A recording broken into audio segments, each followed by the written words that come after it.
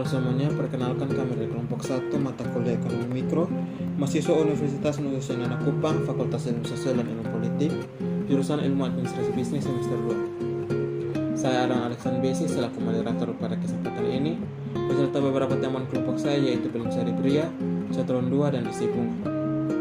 Melalui video ini kami akan mempresentasikan hasil kerja kelompok kami dan juga membagi ilmu untuk teman-teman para penonton semua tentang konsep dasar teori ekonomi mikro, agar kita dapat sama-sama belajar. Selamat menonton, semoga bermanfaat. Waktu selanjutnya saya serahkan kepada saudari Bella Sari Pria untuk membawakan materi pertama, yaitu definisi dari ekonomi mikro. Baik, di sini saya akan menjelaskan konsep dasar teori ekonomi mikro. Yang pertama, apa itu ekonomi mikro? Ekonomi mikro mempelajari variabel-variabel ekonomi dalam lingkup kecil, misalnya perusahaan dan rumah tangga. Ekonomi mikro juga mempelajari bagaimana berbagai keputusan dan perilaku tersebut memengaruhi penawaran dan permintaan atas barang dan jasa yang akan menentukan harga, dan bagaimana harga pada gilirannya menentukan penawaran dan permintaan barang dan jasa selanjutnya. Selain itu, teori ekonomi mikro juga membahas tentang penentuan tingkat produksi suatu perusahaan agar dapat mencapai profit atau keuntungan. Contoh, misalnya kalau permintaan terhadap hasil industri meningkat, maka teori ekonomi mikro dapat menganalisis dampak dari kenaikan produksi tertentu terhadap tingkat harga produk yang dihasilkan perusahaan tersebut. Pengertian menurut para ahli, yang pertama Adam Smith menyatakan dalam bukunya, ekonomi mikro adalah subjek ekonomi yang selalu bersifat ekonomis, rasional. Hal ini mengakibatkan para pelaku ekonomi harus mempertimbangkan hal-hal rasional sebelum membuat keputusan. Yang kedua, David Ricardo mengungkapkan bahwa pengertian ekonomi mikro adalah suatu kondisi di mana para pelaku ekonomi telah mempunyai informasi tentang seluk-beluk sebuah pasar. Dengan begitu, ekonomi makro merupakan faktor penentu dari pasar ekonomi global. Yang ketiga, menurut Sadono Sukirno menyatakan bahwa pengertian ekonomi mikro adalah cabang dari ilmu ekonomi yang mempelajari perilaku konsumen dan perusahaan serta penentuan harga-harga pasar dan kuantitas faktor input, barang, dan jasa yang diperjualbelikan.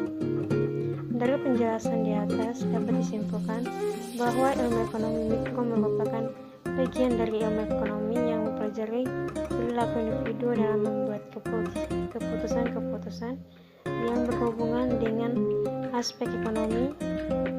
Individu dimaksud seperti konsumen, pemilik sumber daya, dan perusahaan dalam perekonomian pasar bebas. Ruang lingkup ekonomi mikro. Ruang lingkup ekonomi mikro terdiri dari dua, yaitu konsumen dan produsen. Dalam dunia ekonomi, produsen dan konsumen ini adalah individu-individu pada rumah tangga, masyarakat, organisasi, atau perusahaan.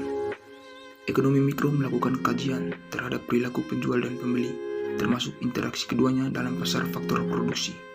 Secara terperinci, ruang lingkup ekonomi mikro meliputi 10 hal berikut, yaitu: pertama, permintaan, penawaran, dan keseimbangan harga pasar. Yang kedua, elastisitas permintaan dan elastisitas penawaran. Yang ketiga, teori perilaku konsumen.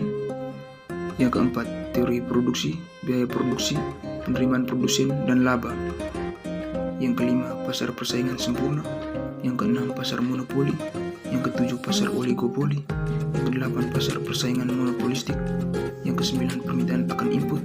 Yang kesepuluh, mekanisme harga dan distribusi pendapatan. Teori-teori ekonomi mikro. Analisis ekonomi mikro atau mikroekonomi terbagi menjadi 3, di antaranya adalah: yang pertama, teori harga. Harga digunakan sebagai dasar untuk menganalisis interaksi antara penawaran dan permintaan barang atau jasa yang ada dalam pasar serta faktor yang dapat mempengaruhinya. Analisis dilakukan terhadap Yang pertama, proses pembentukan harga. Kedua, faktor-faktor yang dapat mempengaruhi perubahan permintaan dan penawaran. Ketiga, hubungan antara harga, permintaan, dan penawaran. Keempat, bentuk-bentuk pasar. Kelima, konsep elastisitas permintaan dan penawaran. Dua, teori produksi. Teori produksi juga digunakan sebagai dasar untuk melakukan analisis biaya produksi dan tingkat dari produksi. Analisis dilakukan terhadap yang pertama, semua yang berhubungan dengan biaya produksi, barang dan jasa. Kedua, tingkat produksi yang paling menguntungkan bagi produksi. Ketiga, kombinasi dari faktor produksi yang harus dipilih oleh produsen untuk mendapatkan keuntungan yang maksimal. Ketiga, teori distribusi. Teori distribusi tujuannya adalah untuk melakukan analisis ekonomi mikro terkait dengan upah tenaga kerja, besarnya bunga yang harus dibayar kepada pemilik modal, dan besarnya keuntungan yang didapatkan oleh produsen. Peranan matematika dalam teori ekonomi. Peranan matematika sangat penting dalam bidang ekonomi karena matematika ekonomi merupakan ilmu yang digunakan sebagai pendekatan dalam mempelajari analisis ekonomi, yaitu yang pertama, hubungan-hubungan antara berbagai faktor ekonomi dapat dinyatakan matematika secara lebih singkat dan jelas.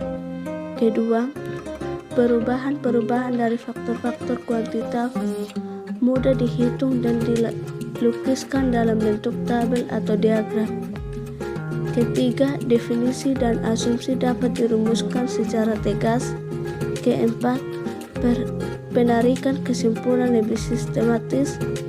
Kelima, memperlihatkan secara gamblang keterbatasan dan kemungkinan penggunaan analisis ilmu ekonomi. Sekian dari hasil presentasi kelompok kami. Atas perhatiannya kami ucapkan terima kasih. Salam sehat, sampai jumpa.